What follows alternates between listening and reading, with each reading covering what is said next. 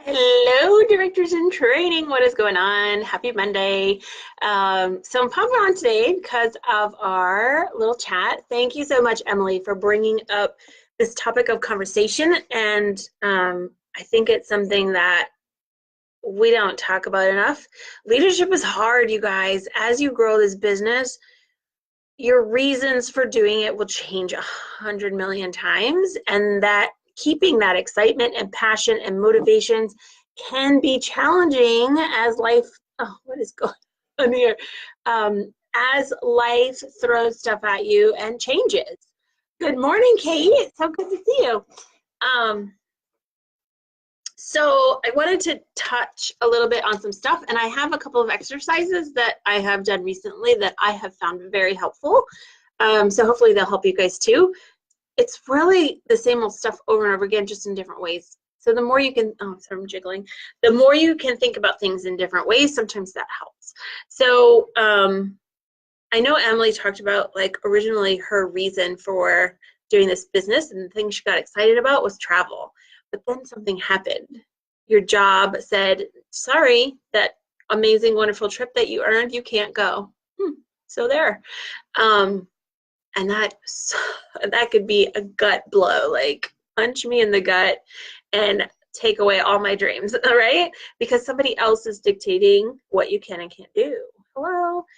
And so for me, I struggled with this as well, figuring out what my purpose, what my why was. You know, what's your why? What's your why? I don't know. So much pressure to find the why.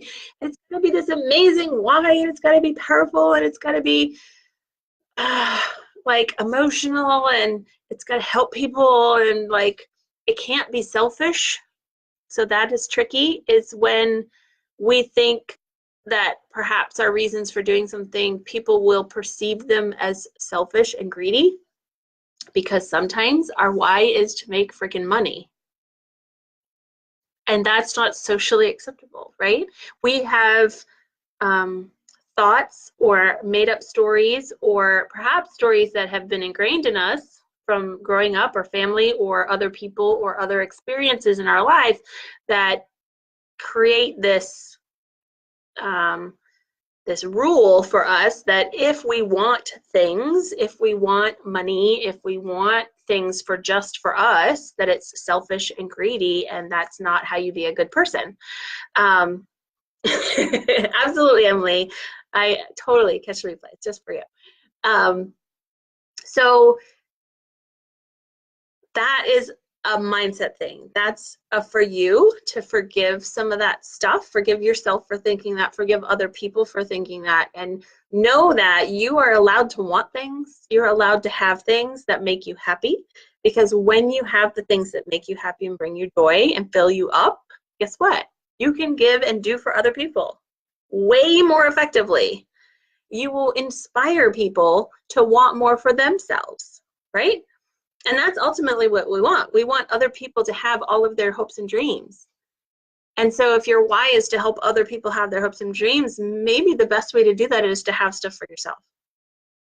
And so sometimes we are afraid to say that out loud, that we want something, or that we desire more money, or, you know, because we are worried about what other people might think of us. So it's like, don't say that out loud. I might think it in the back of my head, but I'm not going to say it out loud. And when we deny ourselves that, then we're not living our truth. We're not being authentic. We're not tapping into our passion. We can't get excited about what we really want. So I struggled with that for a very long time. I've recently done a money boot camp and learned and done a ton of work on money memories and forgiving some of that stuff. And then zeroing in and figuring out, what is it that I want? What do I need? So for my business, it's always been about choices. When I was, before Scentsy, I had 2 boys, and 6 weeks old, they went to daycare, and I had to go back to work because I had to have a paycheck, right? But when Christopher, my 3rd little one, came along, not so little anymore, I had a choice. I had my Scentsy business. I was on my way to director, and I had a choice. I could choose to stay home and do what I wanted. with him. I could be there. I could make the choice. Now, if I wanted to go back to work, I could have. But the point is I had a choice. And for me, that's what my business has been about ever since, is about the choices, about living the life I want to live, not the life I have to live. If I want to go to a full-time job every day, great. I love it, and that's what I want to do. I'm going to do it. And if I don't, I won't. If I want to work part-time, I can do that. If I want to go to a full-time job and I earn an incentive trip that I know I want to go on, or a Cincy family reunion that I want to go to, or a boot camp or a leadership retreat, or any trip or thing that I want to go do, I want to be able to come to my employer and say, hey, I'm going to go do this thing. And if you value me as an employee enough, I'll be back and I'll see you when I get back. And if you don't, and you're going to fire me because of it, then I don't need the job. I choose to have this job. And so if you don't value me enough to keep me, even after I go do that thing, I'll just go do something else because my business is taking care of me.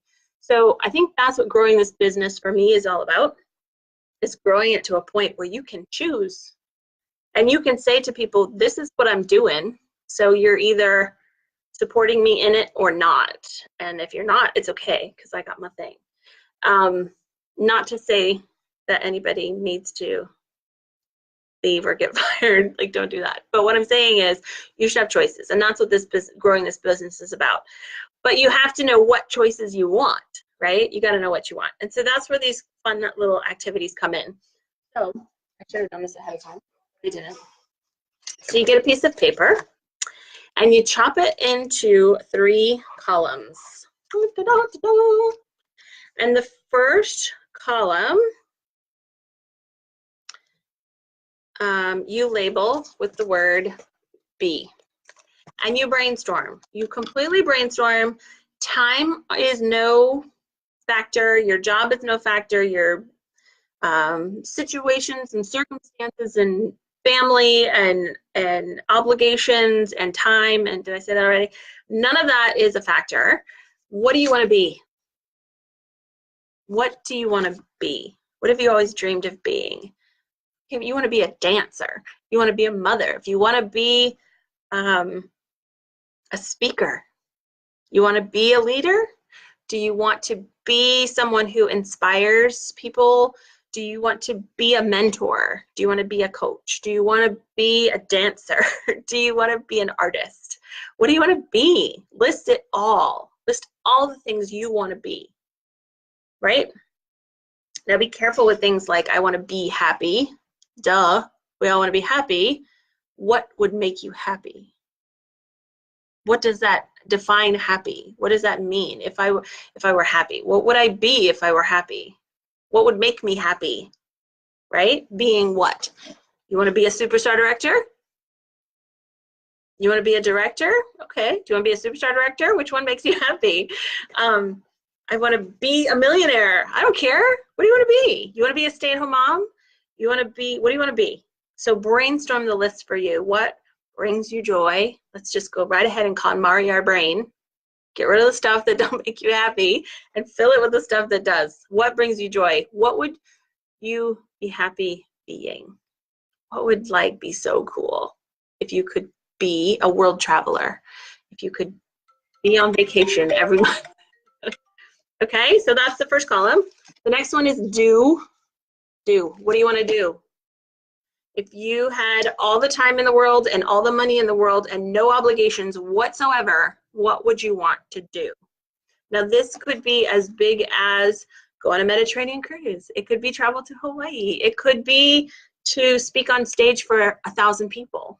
It could be write a book. It could be to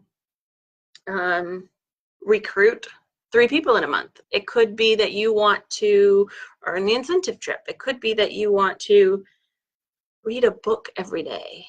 It could be that you want to go take a walk every day. Maybe once a week you want to go on a date with your hubby. It doesn't have to be big and crazy. It could be simple. It could be little. What would you do with your time? Are you a excuse me. Are you a painter?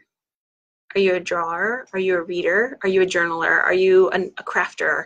What do you like to do? What brings you joy? Again, that joy word, which is so perfect for 2019 with Marie Kondo and all her things. If you haven't seen that Netflix show, people, seriously.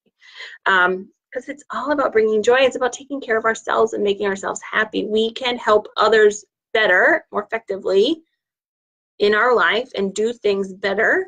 We are filled up and joyful and positive and excited about life.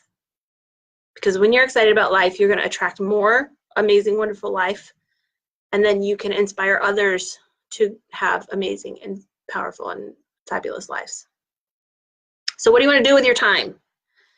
No matter the money, no matter the time, no matter the obligations or people that are with you, what would you spend your time doing? Make a list. Brainstorm a huge list and get crazy. All right, last one is have. Sometimes this is the easiest or the hardest. It could be either. It's easy because it's like, I want some stuff. But it could be hard because you're afraid to admit that you want stuff. I want stuff. I want new furniture in my living room. I want a whole backyard like oasis thing. I need a patio, a bigger screened in room. It'd be cool to have a pool. I want to have a new fun convertible car that hubby and I could go take a drive. I want to have a new wardrobe. I want to have so many things. So what do you want to have? What do you want to have? What would be so fun to have? This is where you get to dream. It doesn't have to happen tomorrow. It doesn't have to, it might not ever come true. You may change your mind in a week. So it's okay if it's wrong. It doesn't matter. It's not a commitment. I'm going to write it down and now I have to go have it. No, this is just you brainstorming and dreaming. It's telling the universe the things that bring you joy and make you happy. The universe listens, I promise. I know that sounds a little crazy, but it really does. And so you write all the things down that would be so cool. Again, this is not a contract. This is not, okay, now I have to go do it. And I'm not going to write it down because there's no way I could have that. No, you write it down anyway. You have no idea how it might come to you. Or like I said, next week it's going to change. So it doesn't matter if it's right or wrong. And so that's the next step. So you write down your be, do, haves. Be, do, have. What do you want to be? What do you want to do? What do you want to have? And then you rewrite it every week, every day. I heard something one time that said millionaires write their goals every week and billionaires write them every day. So you rewrite your be, do, haves every day. Wake up in the morning, take 2 minutes and say, all right, piece of paper, be, do, have. What do I want to be? What do I want to do? What do I want to have? And you will find that the important ones, the ones that are truly in your heart, will get repeated again and again, and you won't stop thinking about them. And some of the other stuff might fall off. You might stop writing it. It might change. It might get more specific. It might not seem as important to you in a week or in a month or in a year. But the important ones will keep showing up over and over and over again. They will keep bugging you in your brain, and you'll keep thinking about them. Those are your goals. Those are your whys. Those are the things that you can use this business as a tool to get for you, to make happen.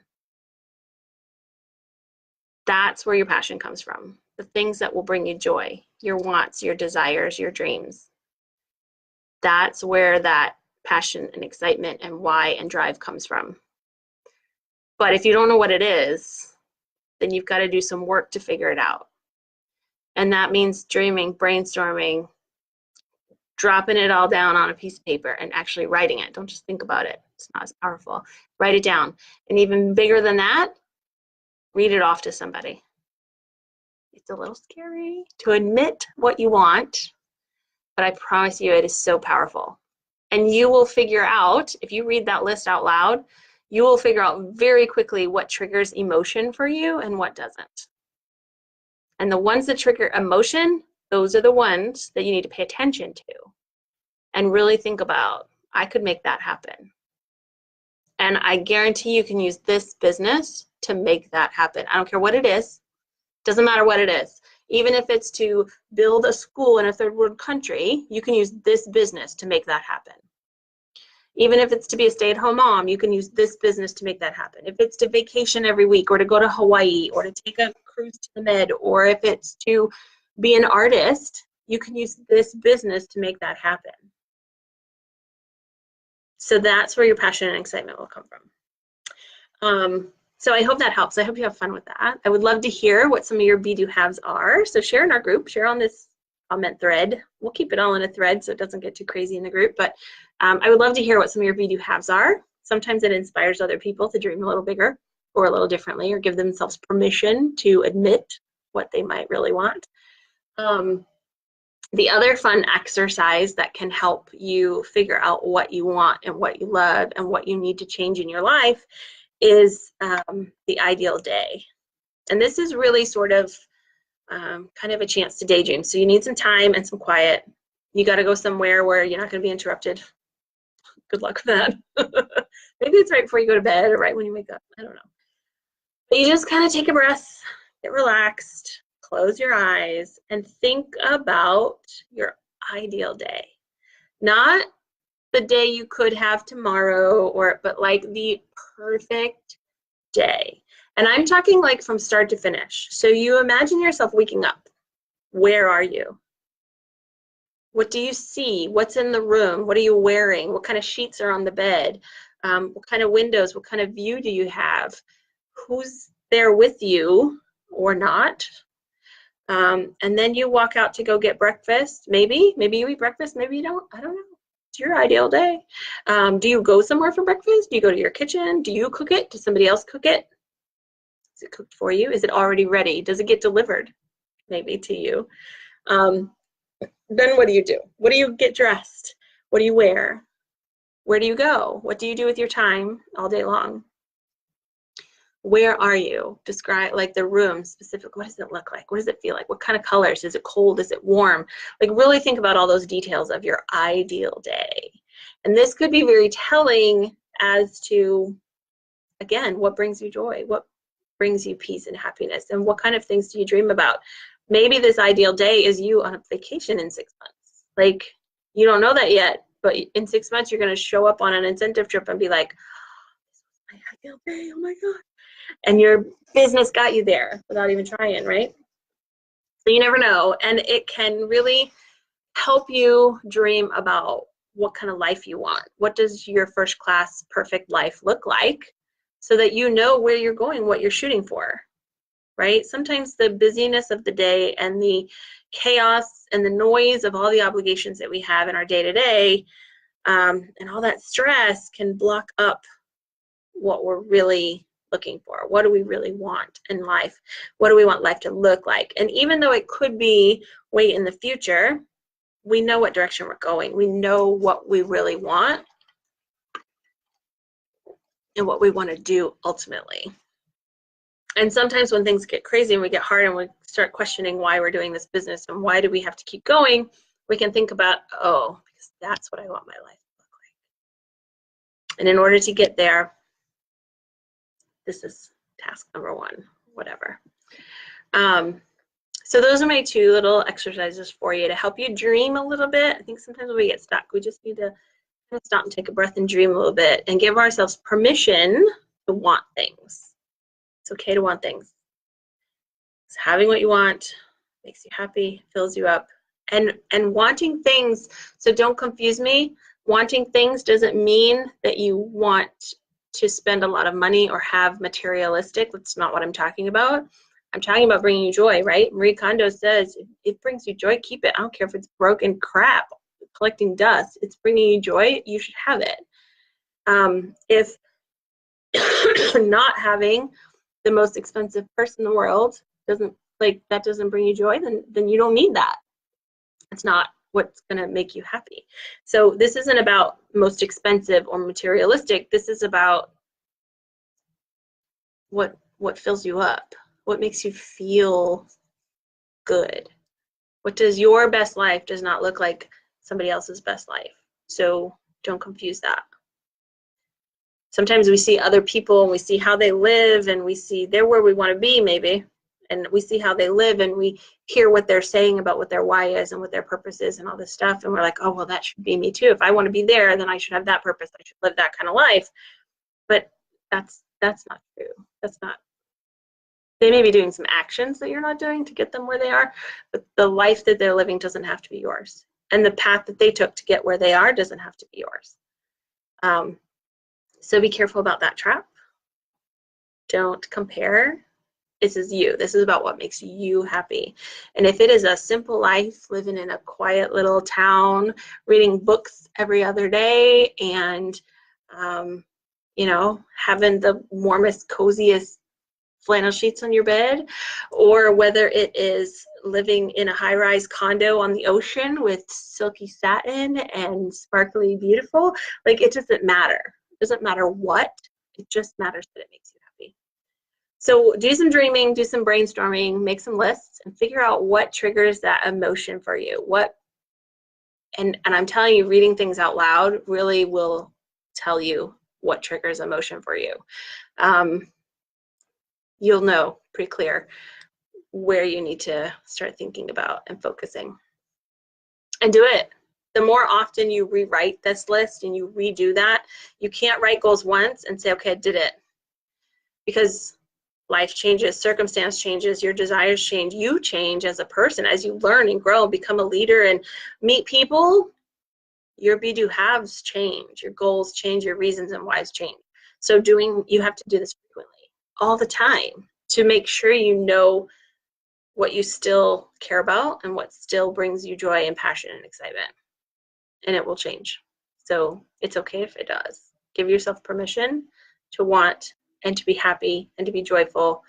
And don't be afraid of what other people might think about the things that bring you joy. Because so what if they don't understand? It's okay. So anyway, share with us if you have questions. I hope that helps or inspires or something. I don't know.